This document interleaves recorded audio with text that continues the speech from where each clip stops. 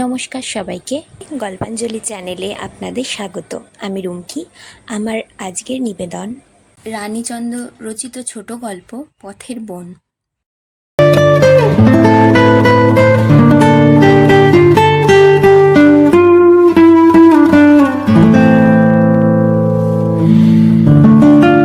কলকাতা থেকে বোলপুর আসছিলুম। বিকেলের ট্রেন, অসহ্য গরম, কপাল দিয়ে টপ টপ করে ঘাম পড়ছে। ভিতরের জামাটা ঘামে ভিজে পিঠের সঙ্গে সেপটে গিয়ে দারুণ অস্বস্তিতে মন ভরিয়ে দিচ্ছে। কলকাতায় বোমা পড়ার আতঙ্কে ভীত ত্রস্ত যাত্রী দলের ভিড় এগিয়ে কোনো রকমে হাওড়ায় উপস্থিত হলুম।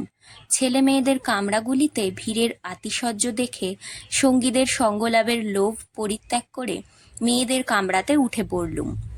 মনে মনে বরং একটু আরামই পেলুম। চুপচাপ নিজের মনে ভাবতে ভাবতে বেশ সারা রাস্তা যেতে পারবো এই কল্পনা করে।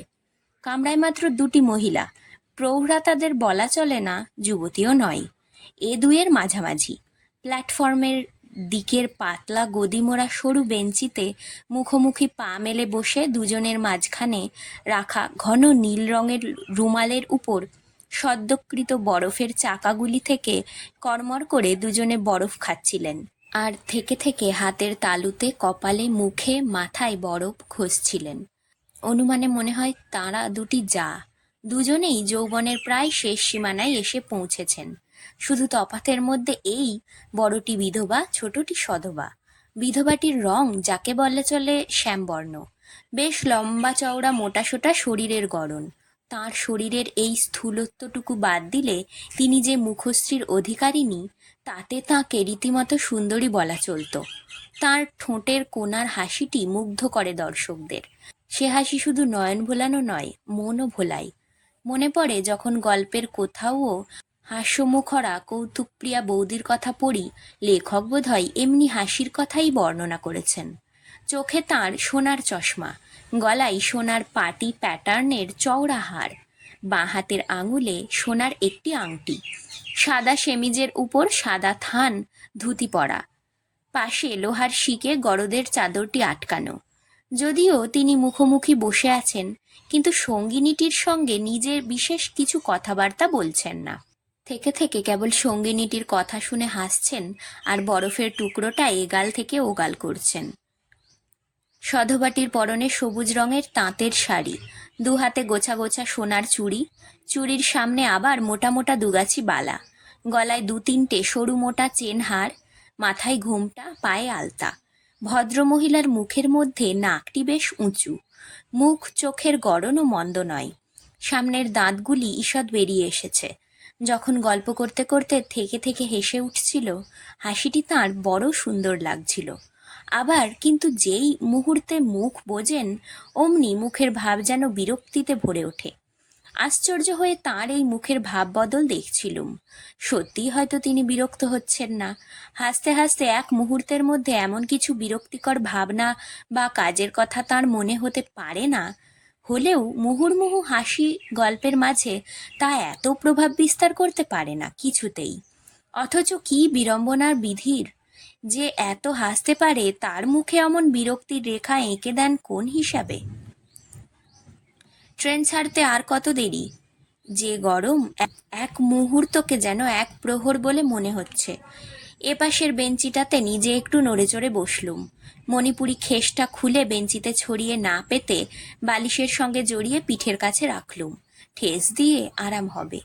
এ গরমে ঘুমের আশায় শোবার জায়গা অধিকার করে রাখা বৃথা। অথচ এমনি মন গাড়িতে যত ভিড় থাকে ততই যেন ঘুমে চোখ বুজে আসে। পা মুড়ে বসতে পা টনটন করে।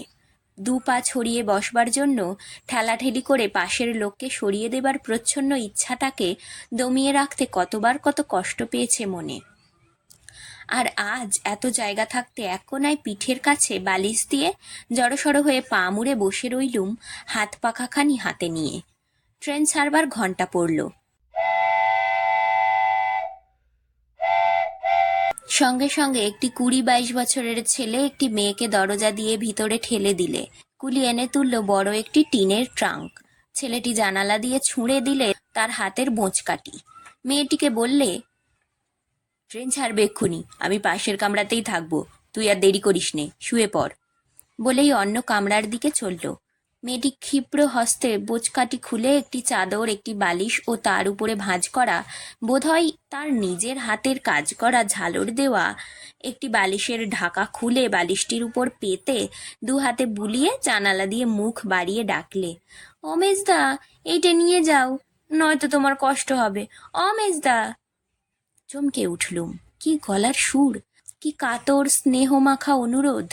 অমন ডাকে মেজদা কেন? রাস্তার লোকও বুঝি সে অনুরোধ এড়াতে পারে না। মেজদা দৌড়তে দৌড়তে ছুটে এলো, বালিশ চাদর হাতে করে আবার তেমনিভাবে ছুটে গাড়িতে উঠল। মেয়েটি দরজার জানালা দিয়ে মুখ বের করে দেখল। ট্রেন ছাড়ল। মেয়েটি এসে মাঝের বেঞ্চিতে আমার দিকে মুখ করে বসে হেসে বলল, সেই কোন সকালে উঠেছি, এতক্ষণে একটু নিশ্চিন্ত হলুম। এইবারে আমিও তাকে দেখলুম। তার ভাইকে ডাকার সুরে যে রস ঢেলে দিয়েছিল, তার মুখের ভাবেও সেই একই রস আমার ভিতরটা করুণায়, মায়ায়, ভালোবাসায় তার প্রতি ভরে দিলে।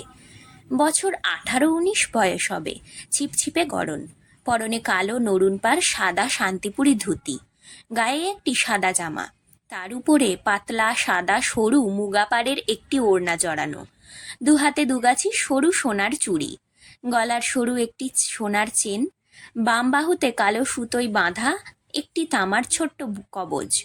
সুতোটি যখন হাতে বাঁধা হয় তখন বোধহয় মাপ ঠিকই ছিল, এখন সেটি অনেক ঢিলে হয়ে গিয়ে বারে বারে নেমে আসছে। বর্ণ তার উজ্জ্বল শ্যাম, মুখের গড়ন আগে বোধহয় গোলই ছিল, এখন গাল দুটো ভেঙে পড়াতে লম্বাই দেখায়। কপালের দুপাশ থেকে চুলগুলি নেমে এসে আবার পিছনে সরে গিয়ে ছোট্ট কপালের গড়নটি আরো সুন্দর করেছে। ভুরু দুটি বেশি টানা না হলেও বাহার আছে তাতে। তার মুখের মধ্যে সবচেয়ে আগে নজরে পড়ে তার কালো কালো করুণ ডাগর চোখ দুটি। সে চোখ যেন গোপন রাখেনি কোথাও, সব মনের কথা, বুকের ব্যথা চোখ দুটিতে এনে ধরে সবার সামনে। দু চোখের নিচে অনেকখানি জায়গা জুড়ে কালি পড়ে গেছে। নাকটি চলনসই তার, ঠোঁট দুটি বেশি মোটাও নয়, সরুও নয়, কিন্তু তাতে বিশেষত্ব এই যেটা আমার বড় ভালো লেগেছিল, যে জন্য তার মুখের দিকে সারাক্ষণ তাকিয়েছিলুম, তার উপরের ঠোঁটের এমন গড়ন যে সে গড়ন ঠোঁটের দুপাশে বড় করুণ ব্যথা ভরা ভাব ফুটে রয়েছে। কোনো রকমে দেহে জড়ানো ধুতিখানার ভারও যেন টানতে পারছে না, এমনি অবসাদ এসে গেছে তার মনে। চোখে মুখে দেহে চলনে বলনে ভাষায় ভঙ্গিতে এই করুণ মূর্তি কি এক বেদনায় আমার মন প্রাণ বেঁধিয়ে দিল। স্তব্ধ হয়ে বসে বসে তাকে দেখতে লাগলুম। মেয়েটি ধীরে ধীরে উঠল, উঠে শিথিল হস্তে ওড়নাটি খুলে বেঞ্চের একপাশে রাখল। বোঁচকা থেকে গামছায় জড়ানো ভিজে সাদা পেটিকোটটি বার করে খুলে ঝেড়ে আমার মাথার উপর বাঁকে মুখের সামনে মেলে টাঙিয়ে দিল। মুখের সামনে এরকম ভাবে কোনো কিছু ঝুলছে তা কোনোদিন শোয়েছি কিনা জানি নে। আর আজ ভিজে পেটিকোটটি হওয়ায় পতপত করে উঠে এক একবার আমার নাকে মুখে লাগছে, কিন্তু কিছু বলতে পারলুম না। বরং ছোট শিশুর ছোট হাতের ছোট ছোট চাপড় মা নিজের গালে যেভাবে আদরের সঙ্গে অনুভব করে, তেমনি আমি যেন পরম আদরের সঙ্গে মেয়েটির এই সরল উৎপাত সইতে লাগলুম। মনের মধ্যে এক স্নেহস্নিগ্ধ ভাব মেয়েটির প্রতি অনুভব করতে লাগলুম। মেয়েটি পিছন ফিরে মাঝের বেঞ্চিতে একটি আধময়লা বিছানার চাদর পাট করে পাতল। বালিশের উপর আরেকটি নীল লাল সবুজ রঙের রেশমি সুতোই পদ্মপাতা জল আঁকা পরিষ্কার বালিশ ঢাকা টেনে টেনে সমান করে রাখল। যেখানে শোবে বলে বালিশটি রাখলে দেখি সে জায়গাটিতে আমারই পাশের জানালা দিয়ে পশ্চিমের রোদ এসে পড়েছে। তাড়াতাড়ি জানালার খড়খড়ি নামিয়ে দিলুম। হাওয়া বন্ধ হলে আমার গরম লাগতে পারে, সে কথা মনে হলেও তাকে প্রশ্রয় দিতে পারলুম না। আজ যে এইটুকু গ্রামের মেয়ের একটুখানি সুখ সুবিধের জন্য মুহূর্তের তরেও নিজেকে ভুলতে পারছি, এ কথা মনে হতে প্রাণ ভরে উঠল গভীর তৃপ্তিতে। মনে হলো যেন প্রাণের ভিতরে কোনো সম্পদের সন্ধান পেলুম আজ, যা কেবল নিজেরই ভাবনা চিন্তায় আড়াল করে রেখেছি এতকাল। এতক্ষণে মেয়েটি শোবার জায়গাটি পরিপাটি করে পেতে বেঞ্চির একপাশে বসে মাথার কাপড় সরিয়ে দিয়ে এলো করে বাঁধা চুলের গোছা খুলে দিলে। কোঁকড়া কোঁকড়া একরাশ কালো চুল পিঠ ছাপিয়ে বেঞ্চির উপর লুটোপুটি খেতে লাগলো। সঙ্গে সঙ্গে নাকে এলো ভিজে চুলের ভাবসা গন্ধ। মেয়েটি দু হাতে চুলগুলি নাড়া দিতে দিতে আমার দিকে তাকিয়ে বললে, কতদিন বাদে আজ চান করেছি, এতক্ষণে খুলবার ফুরসত পাইনি। বলে চুলগুলি দু ভাগ করে চুলের ভিতর আঙুল দিয়ে নখ আঁচড়া দিতে লাগলো। ওপাশের বেঞ্চিতে তখনও তেমনিভাবেই বরফ খাওয়া চলছে। শেষ বরফের চাকাটি নীল রুমালে জড়িয়ে সধবাটি কামরার কাঠের মেঝেতে দু তিন আছাড় দিয়ে গুঁড়ো গুঁড়ো করে দুজনে টুকরোগুলিকে ভাগাভাগি করে নিলে। বড়টি গম্ভীরভাবে সেগুলিকে মুখে পুরলেন। ছোটটি গুঁড়ো বরফগুলি হাতে ঘষে দু হাতে কপালে মুখে বুলিয়ে হাত মুখ ঠান্ডা করলেন। বড় টুকরোটি একবার মাথার তালুতে চুলের গোড়ায় গোড়ায় ঘষে দুবার দুকানের পিঠে বুলিয়ে টুকরোটি মুখে পুড়ে রুমালটি কোমরে গুঁজলেন। শাড়িটা টানাটুনি দিয়ে ভালো করে পরে মাথার কাপড় দিয়ে সভ্যভব্য হলেন। বড়টিও উঠে গরদের চাদরটি ভালো করে গায়ে জড়িয়ে নিলেন। গাড়ি একটা স্টেশনে থামলো। তাঁরা নামবার জন্য এপাশে দরজার কাছে এলেন। নামবার আগে বড়টি এই মেয়েটিকে একটু ঘুরিয়ে বসিয়ে দিয়ে বললেন, এমনি করে ঘুরে বস খানিক, জানালা দিয়ে রোদ আসছে, চুল শুকিয়ে যাবে শিগগিরই। বলে নেমে গেলেন। এইবারে মেয়েটিও আমাকে কিছুক্ষণ নিরীক্ষণ করতে লাগলো। আমার ডান পায়ের দিকে তাকিয়ে বললে, দিদি পায়ে ন্যাকড়া জড়ানো কেন? ফ্যান পড়ে গেছে বুঝি? মেয়েদের ফ্যান পড়া ছাড়া আর কিছুতে জখম হতে পারে না, এ ধারণা বোধহয় সে করতেই পারে না কখনো।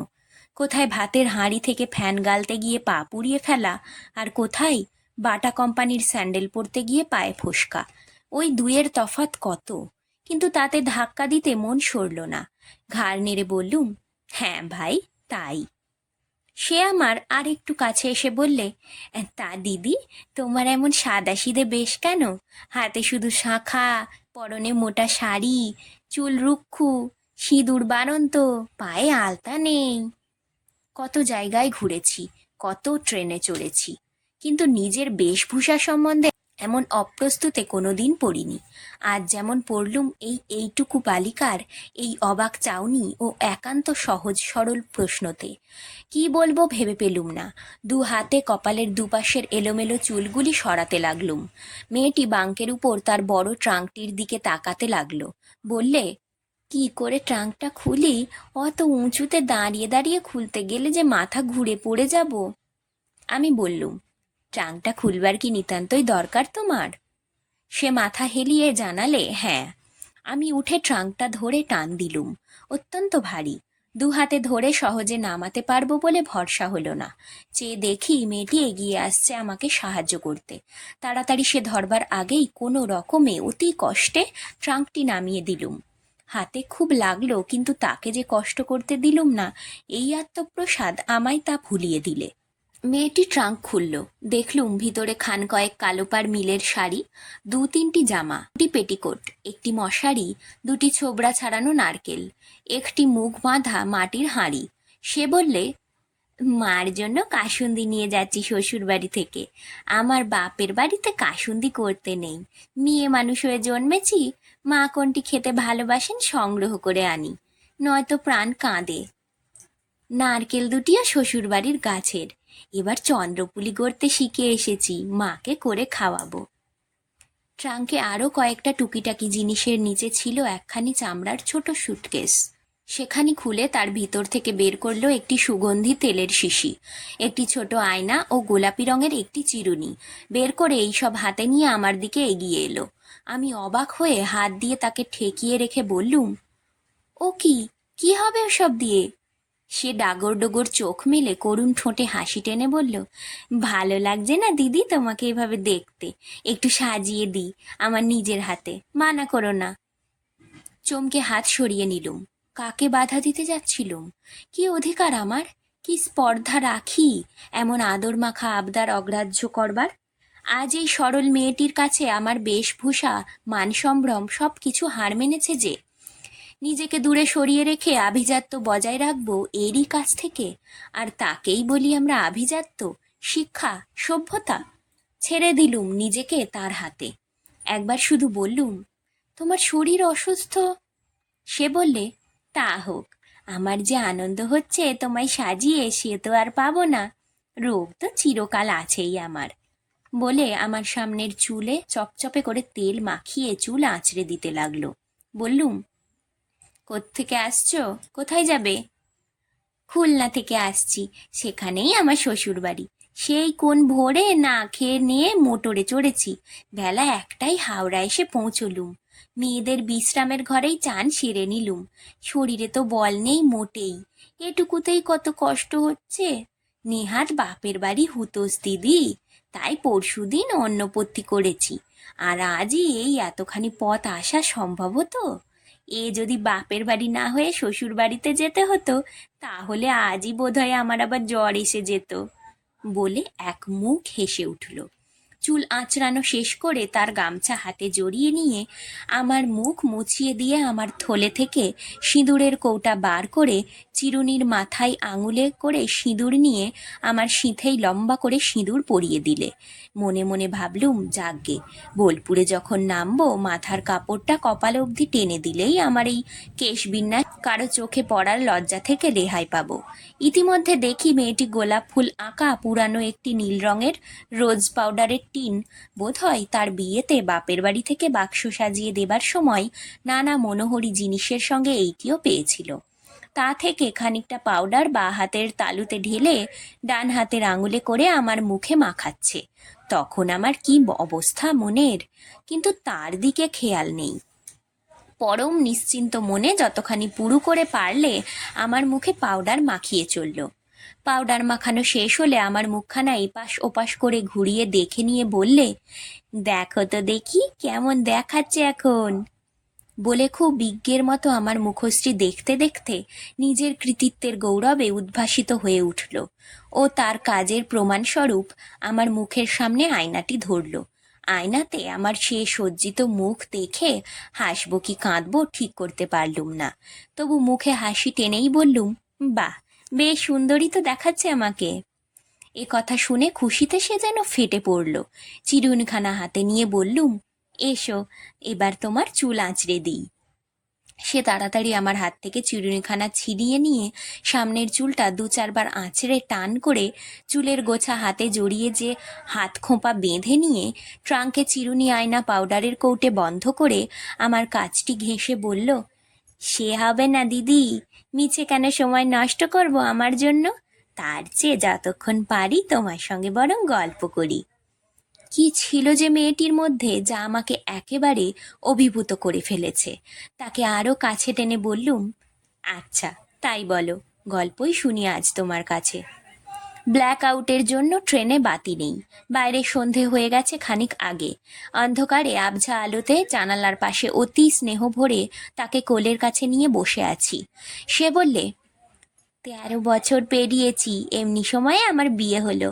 এমন অবস্থা হবার আগে কলকাতায় থাকতুম। মাসে এই রাস্তা দিয়ে দুবার যাতায়াত করতুম।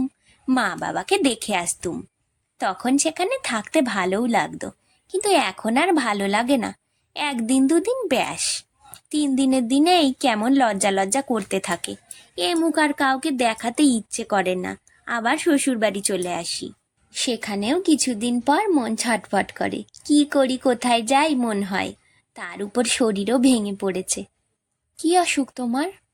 অসুখ কি আর দিদি একটা, ম্যালেরিয়া ধরেছে, মাঝে মাঝে নিঃশ্বাস নিতে কষ্ট হয়, বুক ব্যথা করে। ব্যাধি ব্যাধি দিদি, চারদিকেই আমার ব্যাধি। গায়ে তার হাত বুলিয়ে দিতে লাগলুম। সত্যি তো ব্যাধি। ব্যাধি যে ওর দেহে মনে সব জায়গায়। এইটুকু প্রাণ, এইটুকু দেহে এরই মধ্যে ব্যাধিতে ছেয়ে গেছে। এমনি হয়তো আজ আমাদের প্রতি ঘরে ঘরেই কে কার খবর রাখে, কেই বা তাদের এ থেকে বাঁচিয়ে উদ্ধার করে। থুতনি ধরে তার দিকে আমার মুখ ফিরিয়ে নিলে, ডাকলে, দিদি। কি বোন বলো? কর্ম মহা জিনিস জীবনে, না দিদি? এই তো আমি বুঝি আমার জীবনে এই শরীর নিয়ে কাজ করতে পারি নে। অবশ্যই শাশুড়ি আমার দেবী, আমার হয়ে সব কাজই করে দেন। গিন্নিবান্নি মানুষ, তার নিজেরই কত কাজ থাকে, তার উপরে আমার যা করণীয় কাজগুলি তাও সব তিনিই করেন, পাছে অন্য কেউ কিছু বলে। 5 জনের সংসার তো, 5 জনে 5 কথা বলবেই। তাই শাশুড়ি আমায় খুব রেখে ঢেকে চলেন। তবু যখন খেতে বসি, খাবার মুখে তুলি, তখন ভিতর থেকে কেমন লজ্জা করতে থাকে। কাজ করলুম না কিছুই, ভাতের গ্রাস মুখে তুলি কি করে? তাই যাচ্ছি বাপের বাড়িতে, এবারে বেশ কিছুদিন থেকে শরীর সারিয়ে তবে ফিরবো সেখানে। শাশুড়ির অবশ্য কষ্ট হবে, তিনি আমাকে বড় ভালোবাসেন, আপন গর্ভধারিণীর চেয়েও বেশি। তিনি সত্যিই দেবী বলে দু হাতে এক করে কপালে ঠেকালে। তারপর কি কথা মনে পড়তে ফিক করে হেসে বললে, তবে কি না জানো দিদি, তা দোষ করলে তো বলবেনই সেটা, বকুনিও একটু দেবেন বই কি, নইলে আমার দোষ শুধরাবে কি করে?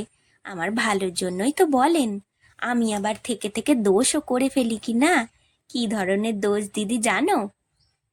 এই ধরো না, সেদিন পুকুরে নাইলুম, পুকুরে নাইলেই আমার আবার জ্বর হয়, তাই এমন যন্ত্রণা হয় এক এক সময়ে, রোগে ভুগি, দিনের পর দিন চান করতে পাইনে, দেহের জ্বালা মনের জ্বালা জ্বলে যায় সব। দেখো না দেখো, কেউ যখন কোথাও থাকে না, চুপি চুপি পুকুরে গিয়ে পা ডুবিয়ে বসি, বেশ ঠান্ডা লাগে, আর একটু নেমে যাই, লোভ হয়, আর একটু নামি জলে, আর একটু, আর একটু, এই করে গলা জলে নেমে যাই। তারপর হয় কি, আর একটু নামলেই আমার ডুবে যাব তো, তাই পা দুটো আলগা করে দিই, ভেসে উঠি। ভেসে উঠতেই এদিকে আবার নতুন সাঁতার কাটতে শিখেছি, লোভ সামলাতে পারিনে, আস্তে আস্তে একটু হাত পা দুটো নাড়ি, খানিকটা এগিয়ে যাই, তাহলে সাঁতার কাটা হলো তো একটু, তা না হয় কাটলুম, কিন্তু মুশকিল হয় ওইখানেই। ঠিক সেই দিন রাত্রেই আমার জ্বর আসে, তাই শাশুড়ি আমাকে পুকুরে নামতে দেখলেই বকুনি দেন খুব। সেদিন হয়েছে কি, আমার বড় ননদের ঘরের মেজ ভাগ্নেটি অসৎ নারায়ণ করে, মাথার ওপর 5টি অসৎ পাতা রেখে প্রত্যেকটির নামে 5টি করে ডুব দেয়। গোটা মাসটা রোজই তাকে অসৎ নারায়ণ করতে হয়। সে এখন করেছে কি, 4-5 দিন অসৎ নারায়ণ ফেরে রেখে গিয়েছে, সেদিন সে 4-5 দিনের অসৎ নারায়ণ করছে। অনেকবার তো ডুব দিতে হয়েছে তাকে, সে ঘাটের কাছের জলটা ঘোলা হয়ে গেছে। সেদিন সবাই যখন আর এদিক ওদিক কাজে ব্যস্ত, আমি ঘাটে গিয়ে পা ডুবিয়ে দিয়ে বসেছি, আর ইচ্ছে হলো আর একটু যাই, আর একটু যাই, সামনের জলগুলি তো ঘোলা, সেখানে ডুব দিলে চুলে কাদা জলে আঁট ধরবে, একেই তো চুল নিয়ে আমার বিষম বোঝা মনে হয়, তাই জলে নেমে একটু সাঁতার আমাকে কাটতেই হচ্ছে। এমন সময় কোথা থেকে শাশুড়ি দেখে ফেললেন আমাকে, তিনি খুব বকুনি দিতে লাগলেন।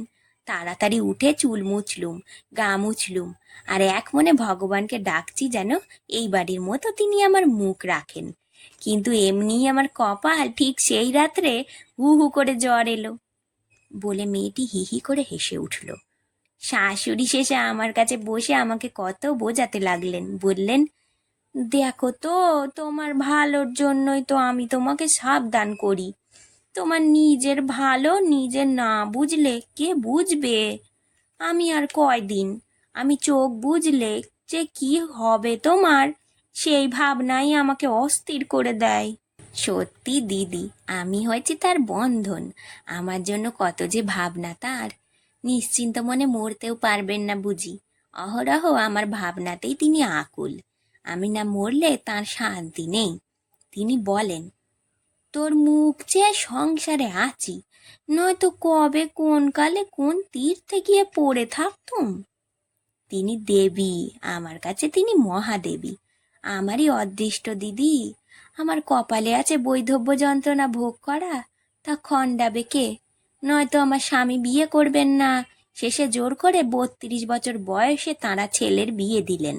স্বামী দেশে দালান তুললেন, নিচের ঘরগুলিতে সারসি কপাট লাগালেন, দোতলায়ও 2-3খানা ঘর তুললেন, পুকুর কাটলেন, শেষ করতে পারলেন না, বিয়ের 2 বছর না পুরোতেই চলে গেলেন।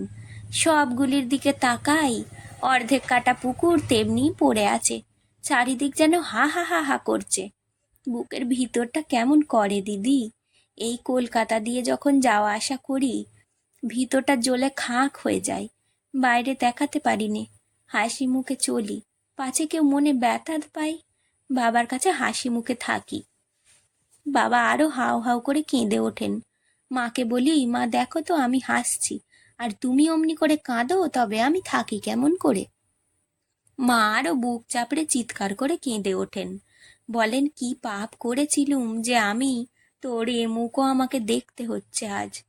ভাইরা কাঁদে, আমার কাছে কাছে থাকে, নানা গল্প করে ভুলিয়ে রাখে, শাশুড়ি কাঁদেন, আমার ছোট দেওরের নাম ধরে বলেন, আমার সে গেল না কেন অমুকের বদলে?